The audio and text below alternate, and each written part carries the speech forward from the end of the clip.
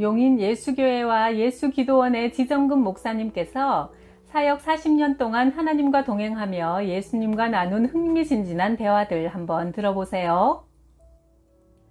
아내와 이혼하고 오랜 세월 혼자 외롭게 살아온 어느 남자 성도의 고백이다. 그는 외로움을 잊으려고 여행도 다니고 취미로 찍은 사진을 모아 사진전도 해보았고 대학에서 강의도 했지만 혼자 사는 그의 마음은 늘 허전하기만 했다. 어느 날 길거리에 세워놓은 차 유리문에 반나체의 밤거리 여인이 웃고 있는 광고지를 손에 들고 유심히 들여다보다가 이윽고 그는 전화를 걸어 약속을 잡았다. 부슬부슬 비가 내리는 어느 여름날 밤 그는 약속된 모텔을 찾아가고 있었다. 그때 어느 교회 전도용 신문이 길에 떨어진 것이 눈에 띄었다. 큰 제목이 눈에 쑥 들어왔다. 아담아, 네가 어디 있느냐? 그 순간 그의 발길은 얼어붙은 듯 한참을 그 자리에 멈춰섰다. 잠시 후 그는 결국 가던 길을 돌이켜 스스로 부끄러워하며 자신을 일깨웠다. 나 하나님의 사람아, 지금 어디로 가고 있느냐? 그는 주님 말씀에 의지해 아픈 마음을 추스르며 집으로 돌아왔다. 얼마 지나지 않아 그는 사모님의 중매로 같은 교회에서 성가대원으로 봉사하는 예쁜 자매와 결혼했다. 54세 장인철 성도는 간경화로 3년 동안 한양대 부속병원에 입원하고 있었다. 그러다 결국 죽어 시신을 그의 집으로 옮겼다는 소식을 전해 듣고 빈소가 마련된 오산 그의 집으로 조문을 갔다. 상복을 입은 가족들과 10여 명 동네 안악들이 모여 아궁이에 불을 지피며 음식물 준비로 분주했다. 시신은 방 안쪽에 안치되어 있었는데 고인의 아내가 시신을 가리려고 병풍을 펼치고 있었다. 그런데 이때 주께서 내 영안을 열어주셨다. 누운 시신의 입과 코 위에 20대 젊은 여자가 누르고 앉아 있었다.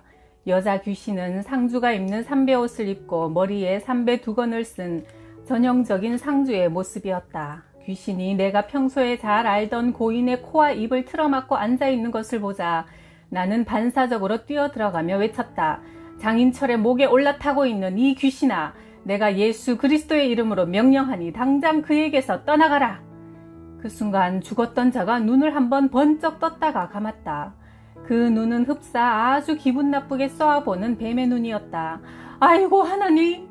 그의 아내는 병풍을 치다 말고 실신했고 이 모든 광경을 지켜보고 있던 장인철의 아버지가 소리쳤다. 아니 이게 무슨 병건가? 인철이가 눈을 떴어! 내 80평생 살다 이런 일은 처음이야. 죽은 사람이 눈을 뜨다니요? 주위 사람들도 난리였다. 나는 누운 자에게로 다가가서 그에게 안수하며 그의 이름을 불렀다. 이봐요 장인철씨, 대답해요! 죽었던 자가 눈을 감은 채로 대답했다. 네, 내가 예수 그리스도의 이름으로 명령하는 거요. 눈을 뜨고 당장 일어나시오. 장인철 성도는 결국 눈을 뜨고 하나님 은혜로 다시 살아났다. 내가 일으키자 그는 부들거리며 일어서더니 무엇인가를 손으로 가리켰는데 이때 까무러쳐 있던 그의 아내가 정신을 차리고 일어나 요강을 가져다 그를 그 위에 주저앉혀 주었다. 그러자 환자는 그 자리에서 요강 입구가 다 찰 정도로 많은 양의 대소변을 쏟아냈다. 그의 아내가 말했다. 두어 달 전부터 남편이 이 젊은 년이 또 왔어. 저리 가란 말이야. 하면서 누군가를 쫓는 신용을 종종 했었어요. 그렇게 귀신에게 사로잡혀 죽었던 그는 다시 살아나서 가족과 함께 나를 따라와 기도원에 50일을 머물며 기도에 힘쓴 뒤 건강을 회복하여 집으로 돌아갔다. 교회 이전 문제를 놓고 기도하는 가운데 김 권사님의 헌금으로 땅 300평을 장만할 수 있었다. 주님은 돈이 한 푼도 남지 않은 김 권사님에게도 선물로 땅을 300평 장만하도록 도와주셨다. 어느 날 주님이 내게 말씀하셨다. 김 권사에게 교회 옆에 땅을 300평 사라고 해라. 성남에 있는 언니에게 가면 1억 원을 줄 것이다. 내가 김 권사에게 이야기했더니 언니에게는 그렇게 큰 돈이 없어요 한다. 가보세요. 주실 거예요. 그럼 아예 1억 5천만 원을 달라고 할까요? 1억 원만 주신대요. 김 권사의 언니는 1억 원이 들어있는 통장을 선뜻 내주었다. 언니, 기왕이면 1억 5천만 원 주세요. 1억 뿐이야. 김 권사는 땅과 액수에 대해 언니에게 간증하자 그들은 나를 보러 왔다. 도대체 어떤 쪽집게일까 궁금한 얼굴로 말이다. 그 땅에 농사를 지으려니 우물이 필요했다. 주님께서 기도 중에 지목하여 주신 곳을 그 마을 이장이 굴삭기로 파내려 갔다. 이장님, 수직으로 파내려 가다가 5에서 7m 사이에서 물이 나올 겁니다. 이장님이 우물을 파다가 손가락으로 가리키는 곳을 바라보니 주님의 말씀대로 정확하게 5m와 7m 지점에서 물줄기가 위로 솟구치고 있었다. 그 일로 이장님도 교회에 나오게 되었고 그 지역에 전도의 씨앗이 뿌려졌다.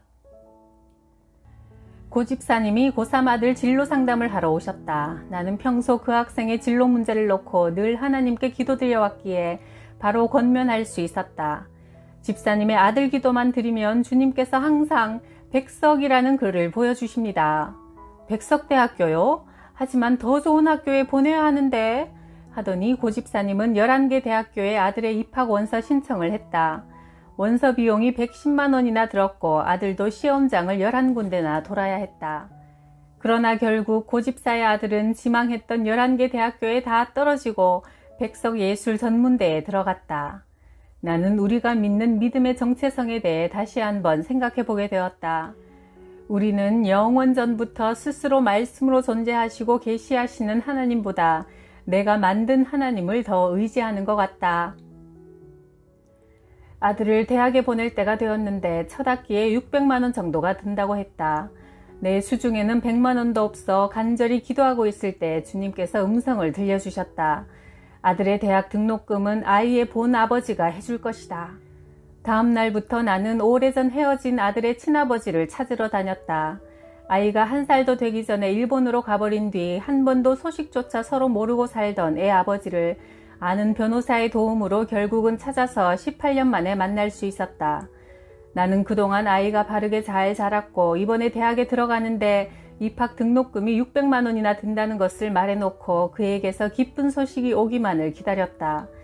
아이는 서울 침례신학대학에 합격하고 기숙사 배정까지 받아 놓았는데도 아들의 아비로부터는 아무 소식이 없었다. 분명히 내가 응답을 받았는데 어찌된 일인지 알 수 없었다. 그러던 중 아들이 합격한 서울 침례신학교로부터 우편물을 한 통 받았다.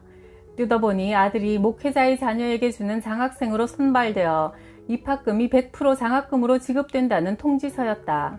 나는 그 우편물을 들고 예배당으로 들어가 한없이 울었다. 아이의 본 아버지는 바로 우리 하나님 아버지셨던 것이다. 아버지, 죄송합니다. 저는 여태껏 땅의 것만 생각하고 있었습니다. 땅에 있는 자를 아버지라 하지 말라. 너희 아버지는 한 분이시니 곧 하늘에 계신 하나님이시라. 마태복음 23장 9절. 친정집에 잠시 가 있을 동안 주일날 동생이 나가는 동네 교회에서 예배드렸다. 담임 목사님이 신방 예배 동행을 요청하여 함께 갔다. 현 집사의 어머니가 자궁암 말기 환자라 환자가 누워있는 방에 들어가 기도드리는데 성령께서 환상을 보여주셨다. 그녀가 이것저것 자잘한 물건들을 보따리에 싸서 머리에 이고 어떤 산으로 올라갔다. 큰 바위 밑에 머리에 이고 온 것을 내려놓더니 촛불을 켜고 보자기에 싸온 음식들을 그 앞에 차리고 쪼그리고 앉아 절을 하며 두 손으로 빌고 있는 모습이었다. 그 큰 바위 위에는 흰옷을 입으신 예수님이 서서 그 모습을 아주 측은한 눈으로 내려다보고 계셨다. 내가 환자에게 말했다. 보따리 이고 산으로 들러 다니면서 주님 속을 어지간히도 썩이셨군요. 그 말에 환자가 고개를 바짝 쳐들고 나를 쏘아보는데 흡사 독사의 눈처럼 매섭고 독했다. 그러더니 환자가 사연을 털어놓기 시작했다.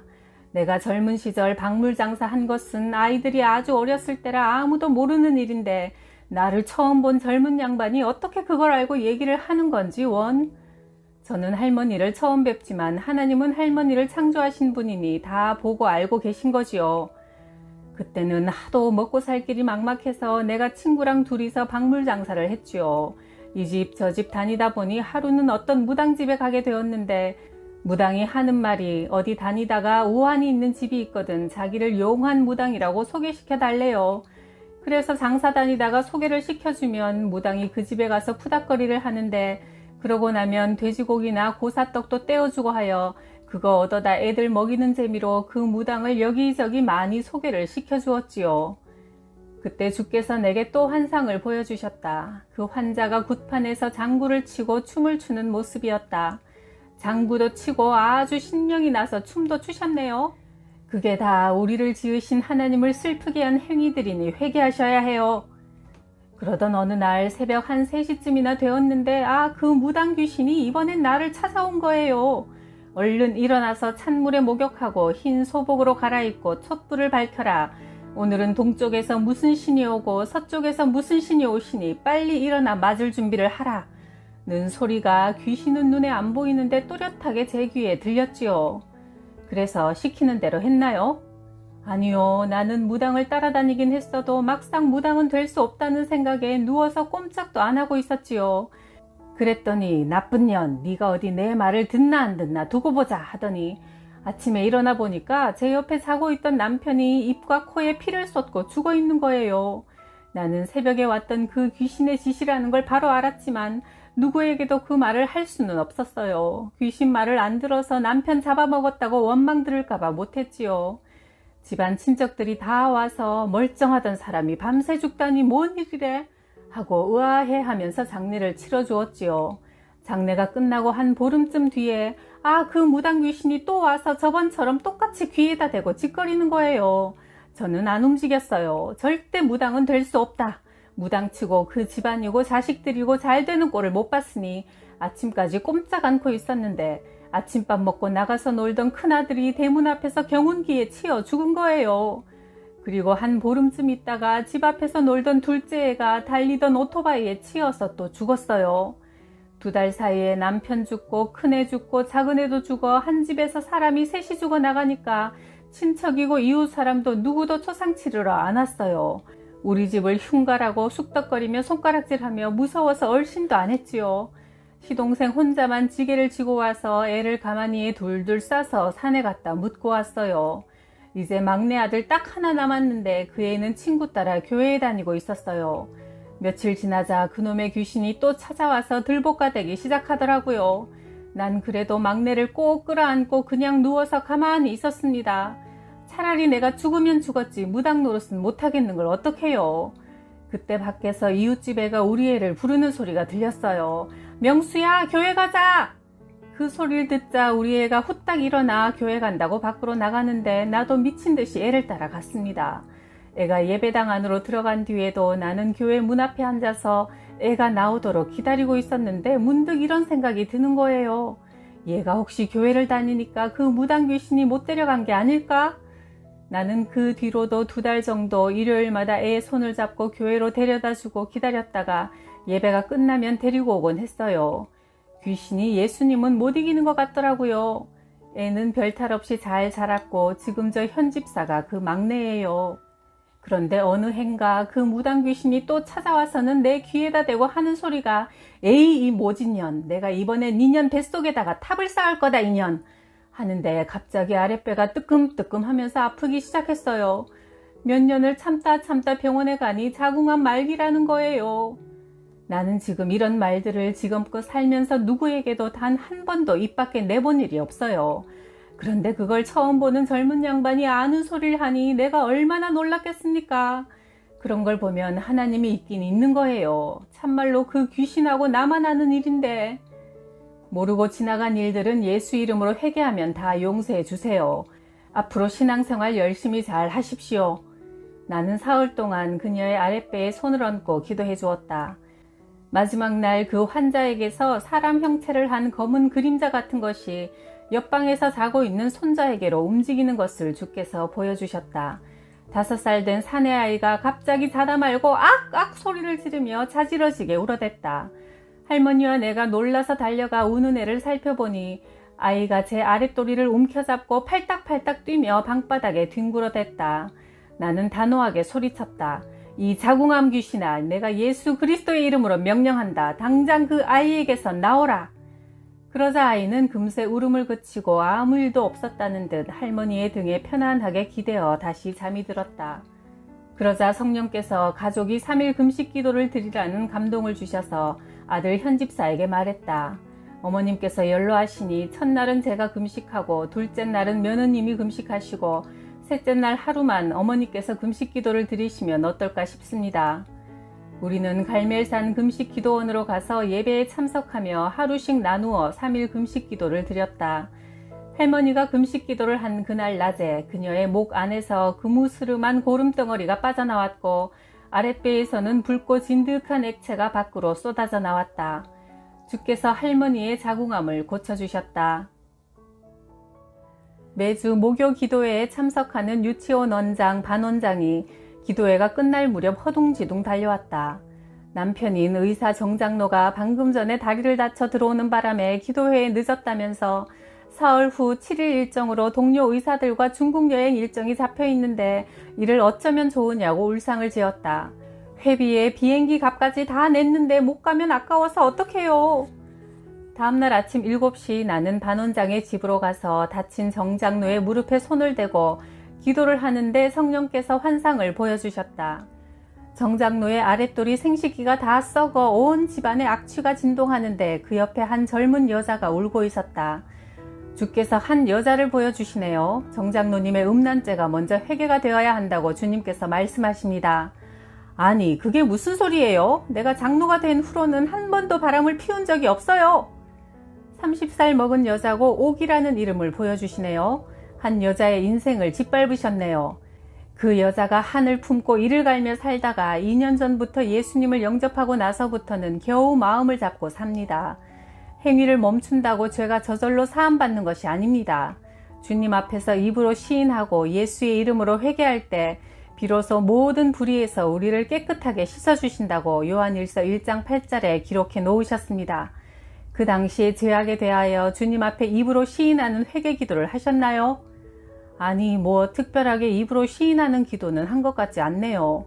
그러면 지금 하시지요. 정장로가 울며 회개하기 시작했다. 주님, 제가 과거에 예수님을 모르고 방탕하게 음란죄 지은 것을 모두 주님 앞에 회개하오니 용서해 주옵소서.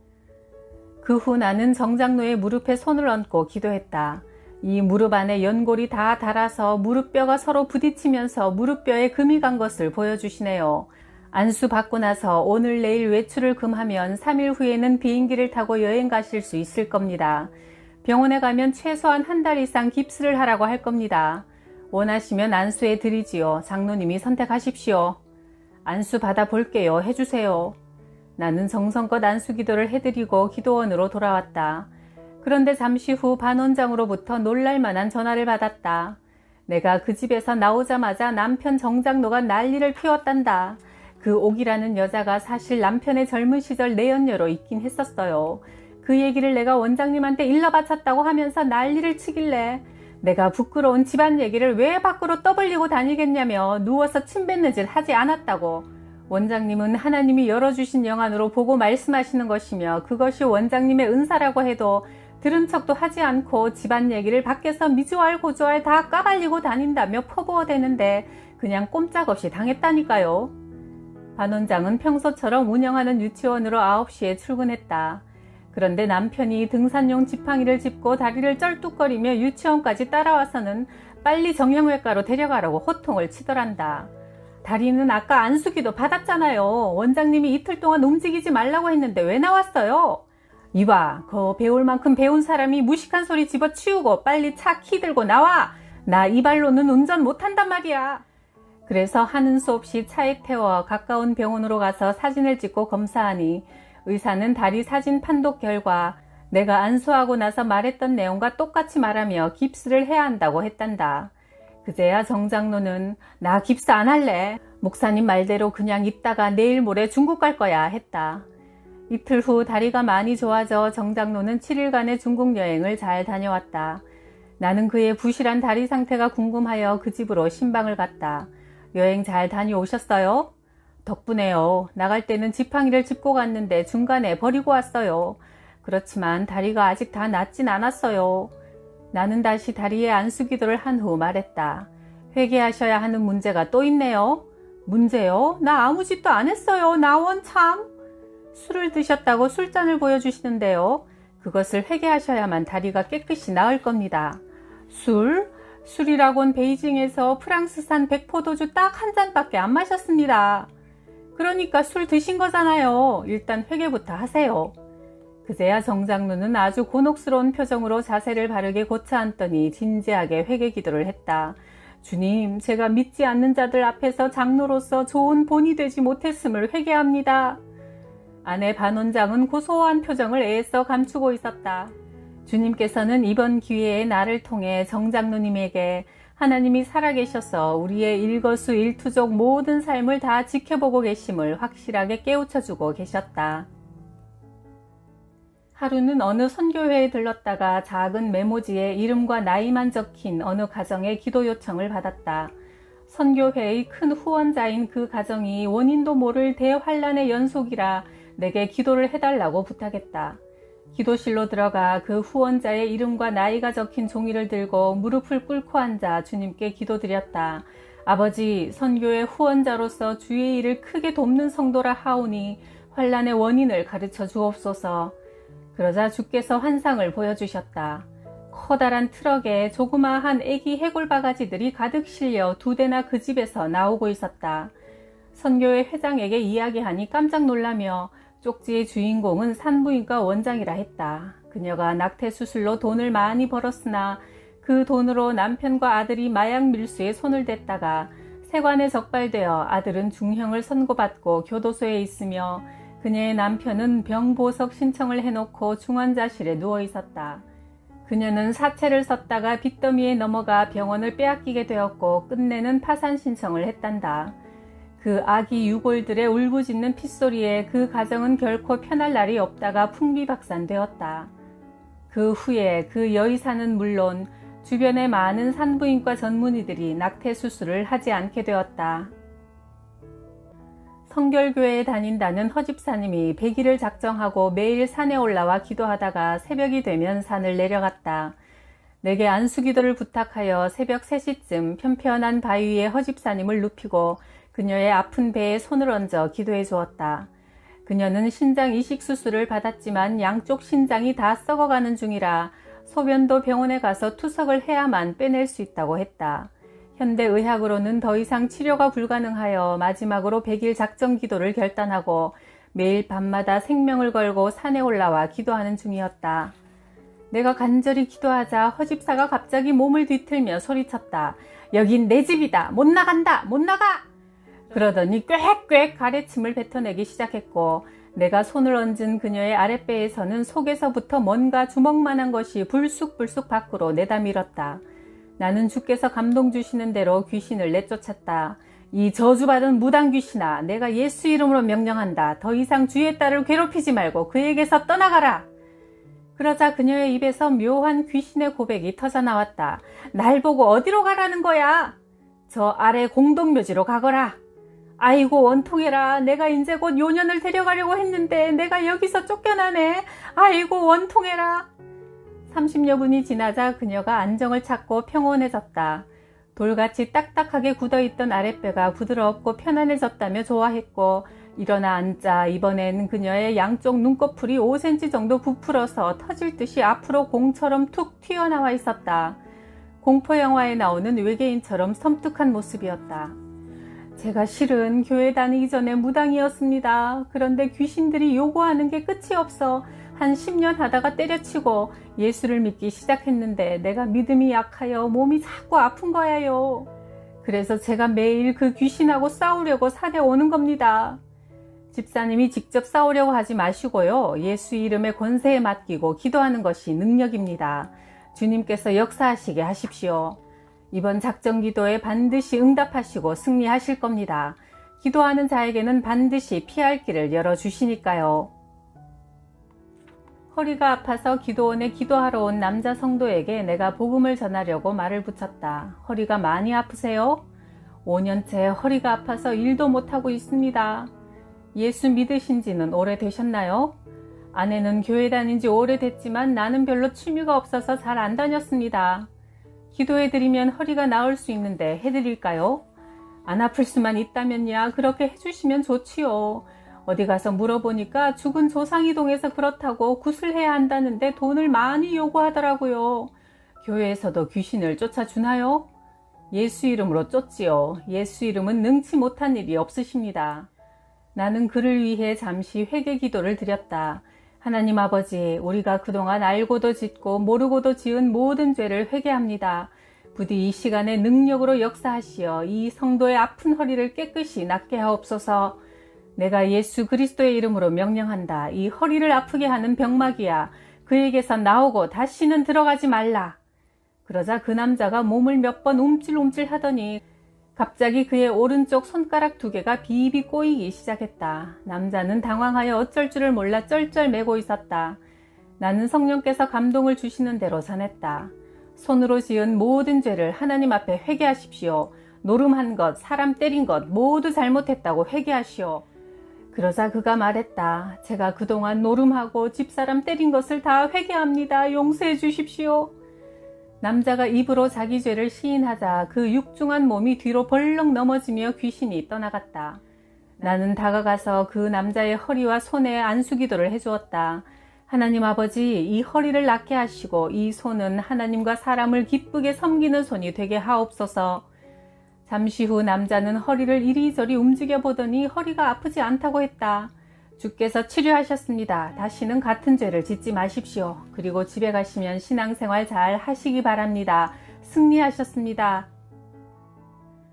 서연이는 생후 2개월밖에 안 된 여자아이였다. 그런데 계속 고열이 나고 울어대기만 하여 수원 아주대학병원에서 여기저기 사진을 찍고 검사해본 결과 난소암으로 판정이 나왔다. 병원에서는 수술을 권했으나 그의 부모는 겨우 2개월밖에 안 된 아기를 어떻게 수술대에 눕힐 수가 있냐며 나를 찾아와 상담하며 울먹였다. 수술하지 않고도 우리 서연이가 안 아플 수만 있다면 제가 무엇이든지 목사님께서 시키시는 대로 다 하겠습니다. 내일이 주일이니 아기를 데리고 교회로 와서 예배를 드리세요. 예배 후에 아기에게 안수기도를 하겠습니다. 그 가족은 우리 교회 성도가 되었다. 그의 아내가 물었다. 조그만 것이 무슨 죄가 있어 이렇게 고통을 당하는 걸까요? 나는 기도 후 성령께서 주시는 마음으로 말했다. 부모님 중에 음란죄를 회개해야 하는 분이 계십니다. 음란의 영이 아기에게 몹쓸 짓을 한 겁니다. 네? 사실 서연 아빠가 결혼 전에 국제적으로 놀던 아주 유명한 바람둥이였어요. 그럼 어떻게 해야 되나요? 예수 그리스도의 이름으로 모두 회개하셔야 합니다.